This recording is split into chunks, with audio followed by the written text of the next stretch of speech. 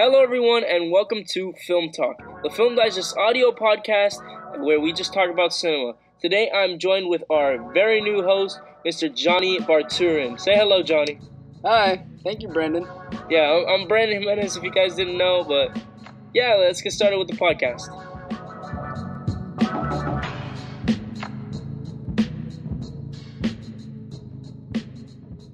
Today, me and Johnny Barturin are reviewing Whiplash. Now, some of the footage got caught up in the beginning, but we still have a lot of the majority.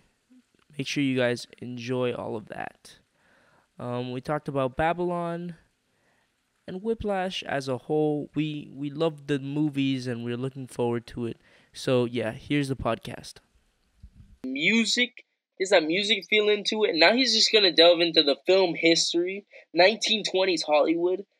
I say a lot, I say a lot about Damien Chazelle? I say that he's going to, for Babylon, he's going to get the top 5. Best Picture, Best Actor, Best Actress, what else? Best Writing, Adapted or Original, and the last one, Best Director. Can't believe I missed that one. I'm sure he'll get, I saw the trailer for Babylon, and it looks amazing. Mm-hmm. I'm sure it'll win at least one of those. If it doesn't, then Oscars are biased. The Oscars are rigged. But yeah, this guy, I feel like not enough people talk about him. He's like super, if you watch Whiplash, you really understand. I know this sounding repetitive, but the simplicity of the movie stands out so much to me, because all the movies now that get high ratings are like huge budget movies with tons and tons of CGI. This movie has next to none CGI. Next to none CGI. You're right. The only place I would, and it's not even CGI. The only place I would see has quote unquote CGI would be when he got before the show, he got hit by a truck. This guy, this Andrew Neiman guy, the main character. Yeah.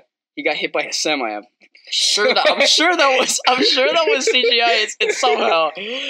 If it wasn't, I'd be very worried. I feel like that just looked too real. I feel like they could have just modeled it, rigged it or something, but they might have. I mean, it kind of it hit him and then it just cut to black. So I don't know, if they got an actual semi and rigged it to hit the car. Well, but I'm sure that was the only CG shot in the whole movie, because the whole movie was just so simple. Who's your favorite performance in that movie, Johnny? J.K. Simmons. J.K. Simmons, really? Yeah. Miles Teller does a good job, I would say, of when he's playing the drums fast, he does a good job of the struggle face, Yeah. The camera shows his face and he's really he's really into it. He's really into it, He does a good job in that, but I think the real shining here, I guess, is shining. Okay. I don't know what else to say. Is when J.K. Simmons' character, Terrence Fletcher, when he yells at the top of his lungs and throw the chair. He makes you feel like an abusive band teacher. Yeah, well, that's what he is. It makes you understand how serious he is about his job and how much he wants these kids to succeed, whether or not his methods seem accepted. The whole movie, you have to understand that the whole movie is are his actions justified because he's helping the students out? He's in a way making sure the students get that full potential at whatever means possible. Yeah, this movie is good in all the film aspects, but it also makes you think a question of morality. You were saying, it makes you question if his actions were justified, and if I don't know, if you had a band teacher that was throwing chairs at you, would you do something about it? Or I feel like at the end of the movie, well, this is a spoiler for the review, so yeah. But I feel like at the end of the movie, spoilers in case you didn't hear that. Spoiler full review. I feel like at the end of the movie, when he's drumming and he's giving it his all to finally get himself picked up like the movie was picked up. When he's trying to pick himself up and become one of the world's best drummers, he just unlocked the potential that you didn't really see in that movie. He was, to me, I listened to Caravan at one point like 3 times a day minimum for a straight 2 to 3 weeks. Okay, I think that may No, that may serious. entail you have some sort of illness. No, I'm being serious. But I like that movie so much, and I like that song so much. Caravan, amazing. You know what's funny? One day, like I didn't plan on watching this movie. Yeah. One day, I was just scrolling through like Hulu or something, and I was just like, Whiplash. I've seen it like all over, like everywhere. Everyone's talking about it, how good it is. So I watched it, and it's probably one of my favorite movies now. It's just so good. I don't know how else to say that it's just so good. You know? It's like eating a burger for the first time. It's just so good, man. Yeah. It's like going to Five Guys and getting such a greasy but amazing burger, you know? And it's just the satisfaction of that burger is like the satisfaction after watching Whiplash.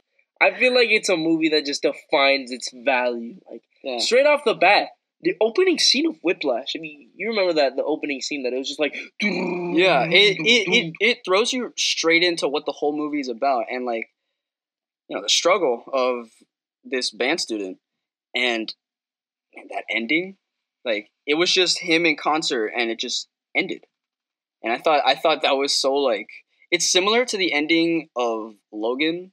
You saw Logan, right? Sure. You did not see Logan. So the end of Logan, spoilers, he dies. Oh yeah, everybody knows that. I don't know. Someone lives under a rock. So at the end he dies. The kids that he was fighting with, bury him, and that's it. The movie ends. And then Deadpool 3. And then Deadpool 3. But yeah, this movie. But yeah, it's kind of similar to that. It's such like it's not a big ending, but it leaves you thinking like so much, like TikTok in your brain. You know, not like the social media, like TikTok. Like your brain is just empty after that. Yeah, that's the same thing with like American Graffiti. We'll talk about this next podcast probably, but. Yeah, American Graffiti leaves you thinking, and so does this movie, and basically La La Land as well. So Damien Chazelle, he didn't do American Graffiti, but Damien Chazelle just leaves you thinking. He replicated that style, and he's just putting it into all of his movies, and for that, I celebrate Damien Chazelle, and with that as well, I think it's a good way to end it off. Yeah, I think so too. Thank you all for listening to our podcast episode, Film Talk, and we'll catch you in the next podcast. See you guys. Bye-bye.